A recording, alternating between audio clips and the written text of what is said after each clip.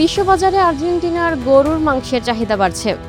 সেই চাহিদা মেটাতে দেশটি রপ্তানি উল্লেখযোগ্যভাবে বৃদ্ধি করেছে। বিশেষ করে যুক্তরাষ্ট্র, ইউরোপীয় ইউনিয়নের বাজারে শুল্ক কমানোর পর আর্জেন্টিনার গরুর মাংসের প্রতি ক্রেতাদের আগ্রহ বেড়েছে।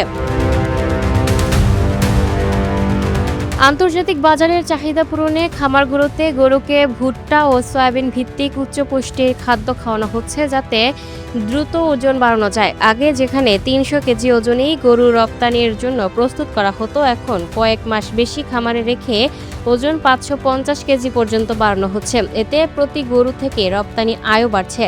চলতি বছরের প্রথম ৫ মাসে আর্জেন্টিনা ৪১,৭৭০ টন গরুর মাংস রপ্তানি করেছে, যার বাজার মূল্য প্রায় $৩৪,৮০,০০,০০০। একই সময়ে যুক্তরাষ্ট্রে দেশটির গরুর মাংস রপ্তানি আগের বছরের তুলনায় বেড়েছে ১৫৮%।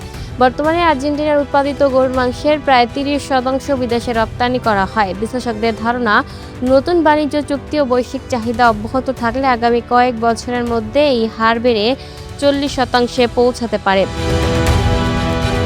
Lucky Akter, up to date news, Dhaka.